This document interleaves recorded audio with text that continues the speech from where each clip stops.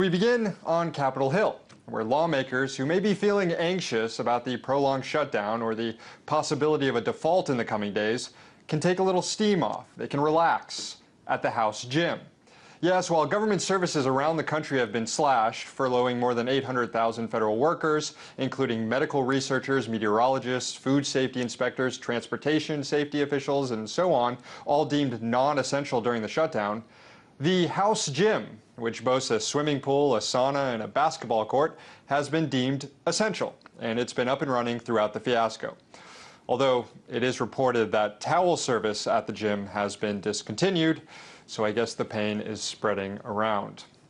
Meanwhile, Republicans in the House are pushing forward with more piecemeal funding bills to reopen parts of the government. Today, House Republicans passed legislation to provide funding to families of soldiers who've died in wars overseas since the shutdown. 5 members of the military were killed in Afghanistan over the weekend. Now, normally, $100,000 is given to these families within 3 days to handle funeral costs and other expenses. But since the shutdown, those checks have been withheld. Republicans in the House are also attempting to fund flight safety inspectors at the Federal Aviation Administration. Now, Democrats are opposed to this piecemeal funding strategy, perhaps because, as this chart shows, it would probably be another 10 weeks before Republicans got around to fully funding the government. If indeed they do intend to fill out the rest of that pie chart, maybe that's the point. Also, we're receiving more clarity on what the U.S. government may be facing if the debt limit is not raised in the next week or so. Essentially, the Treasury will not be allowed to borrow any more money, meaning it will have to cover the government's daily expenses with whatever tax revenue is coming in that particular day. Basically, the U.S. government would be living paycheck to pay off creditors, retirees, and other services. Now, according to the Congressional Budget Office, the U.S. government receives on average, $7 billion a day in revenue, some days more, some days less. So just how far can $7 billion get the U.S. government day to day? Well, let's look at the calendar. Not very far, because on October 23rd, the government will owe Social Security benefits beneficiaries a payment of $12 billion, plus billions in other obligations. $7 billion won't cover it. Then on November 1st, huge obligations to Medicare doctors, Social Security recipients, and members of veterans and our military come due, totaling more than $58 billion. Next up on November 14th, another $12 billion in Social Security payments come due. And on November 15th, the Treasury needs to pay a $29 billion interest payment on our debt.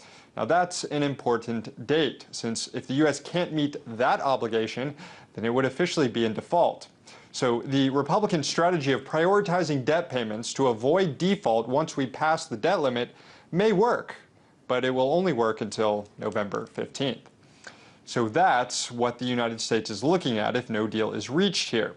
So what should we make out of all of this? Well, for more, I'm joined by Ben Swann, founder of benswann.com. Ben, welcome to the show.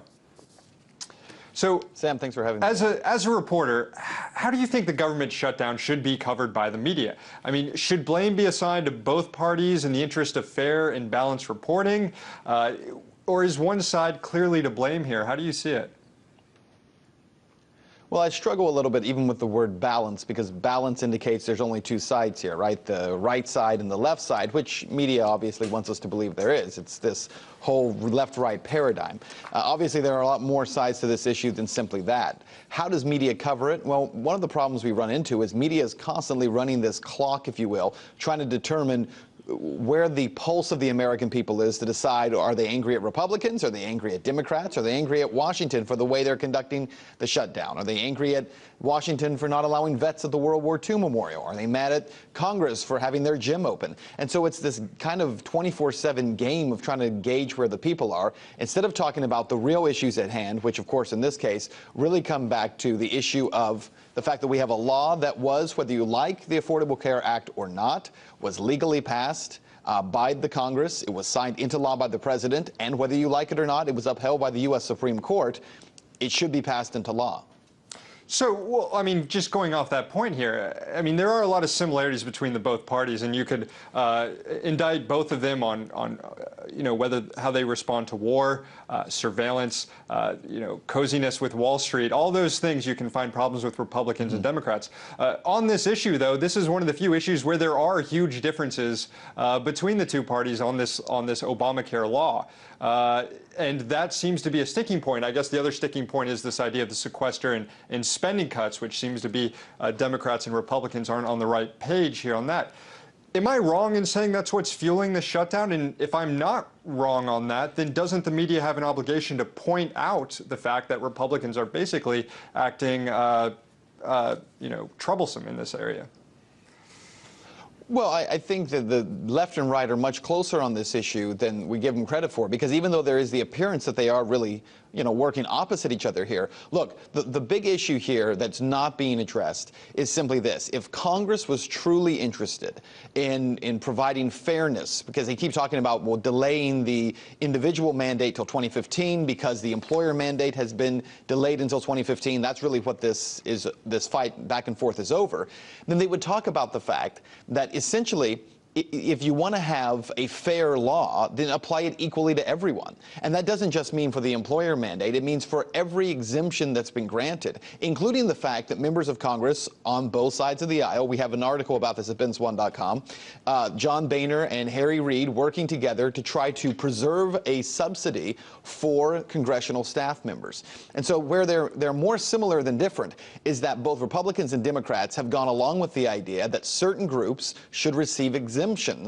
and they should receive subsidies, whereas other segments of the population do not. If you want to make it fair, then say if the law should be instituted fairly, everyone is going to be subjected to it the same way. If we're not going to have it, then you release everyone from it the same way. But we don't have that argument right now. It goes back to the same issue with the debt ceiling when we're talking about that issue. The fight's going to be over where the spending cuts need to happen. But what neither side is going to talk about is the fact that under the 14th Amendment, the U.S. government must service the debt first. It must service outstanding debt. After that, everything else, including entitlement programs, come later. And so when you gave those numbers a few minutes ago, and it was a lot of numbers for folks, about $200 billion a month is what the U.S. brings in tax revenue. You bring in $200 billion a month, that means you have to service debt interest payments first, and then everything else comes next. Well, that's where the battle is over. It's not going to be, in fact, over the reality of that, because both sides are going to say the full faith and credit of the United States will be hanging in the balance, and that's actually untrue. Right, but you said $200 billion a month on a daily basis. That works out to like $7 billion a day, and the Treasury is not going to be able to bank on tax revenue coming in at the end of the month when they're there at the first of the month, given the way that the borrowing works and how they can't borrow anymore. So when we get to one of these debt servicing payments that exceeds $7 billion on that one day, aren't we flirting with a serious problem here? And for members of Congress who are saying that this might not be so bad once we go over the debt limit, and it might not be so bad for a few days or a few weeks, isn't that being disingenuous? Well, where they're disingenuous is when they say it won't be so bad until something that they believe in has to be cut. It's doable. It's possible to do this and to keep the debt service, debt being serviced, excuse me. The problem they're going to run into is when Republicans suddenly realize they don't have the money to fund every military program they want to fund, or they don't have money to pay veterans the checks that they are deserving. Then Republicans are going to say, oh, wait a minute, now this is too far, this is a problem.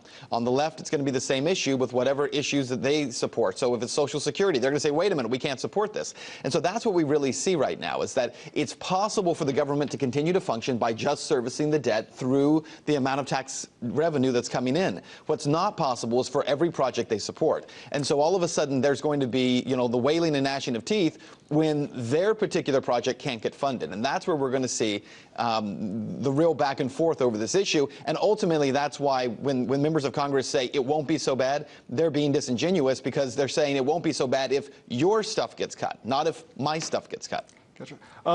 The media also has been focused on who's going to win this. They've been saying the longer the default goes on, Democrats will win, or shutdown goes on, Democrats will win. Or looking back to 95, 96, Republicans lost, so that's going to be what happens now. But really, all of this makes government look bad. It makes Congress look bad. And in the end, doesn't that benefit political parties that have belief systems centered on scaling back government, maybe libertarians or people who are running on a platform that, look, government isn't as necessary as we've been led to believe? Well, I think the one group that is right now looking at this whole situation and saying, we told you so, are libertarians and groups who say, for instance, you know, we see this incredible crackdown on people being in national parks, because you can't possibly allow someone to go into a national park, you know, if it's been shut down by the government. Or parts of the ocean around the Florida coast that have been shut down as part of this government shutdown because people can't go fishing.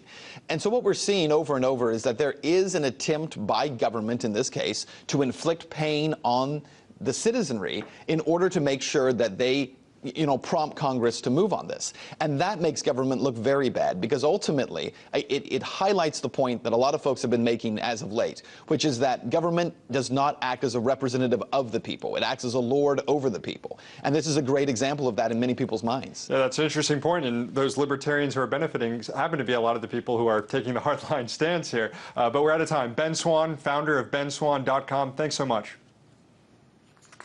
Sam, thanks.